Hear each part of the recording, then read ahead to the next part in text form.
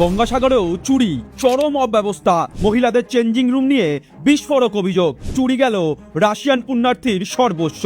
মমতার চকচকে ঝকঝকে উন্নয়নের কালি বেরিয়ে পড়ল সবার সামনে। যে গঙ্গাসাগর সনাতন ধর্মের আস্থা, সেখানে আজ চরম অব্যবস্থা, চুরি আর লুটের রাজত্ব।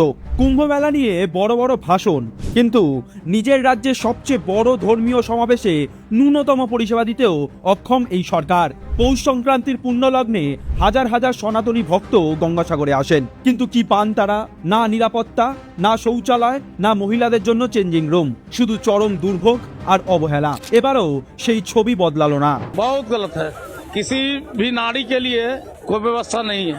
नारी के लिए कोई व्यवस्था नहीं है। এমনকি আন্তর্জাতিক স্তরেও বাংলার মুখ পুড়িয়েছে এই সরকার। রাশিয়া থেকে পুণ্য স্নান করতে এসে সর্বস্ব হারালেন এক বিদেশি ভক্ত। পুণ্যক্ষেত্রেও তোলামুলি চোরদের অবাধ বিচরণ, এটাই কি মমতার এগিয়ে বাংলা মডেল? রুশ পুণ্যার্থীদের সর্বস্ব লুট গঙ্গাসাগর। এই মুহূর্তে যে ব্রেকিংটা আপনাদেরকে জানাচ্ছি, ভয়ঙ্কর। গঙ্গাসাগরেও নিরাপদ নয় পুণ্যার্থীরা। রাশিয়ান পুণ্যার্থী, রুশ পুণ্যার্থী এসেছিলেন এবং তাদের সর্বস্ব লুট হয়ে গিয়েছে। বাবুঘাটে সাধু সন্তদের আশ্রয়স্থল, সেখানেও নেই ন্যূনতম পরিষেবা। সরব হয়েছেন খোদ সাধুরাই। সরকারে যদি রাম নাম শোনে খেপে যাবে, ও যদি রাম নাম শোনে তা খেপে যায়।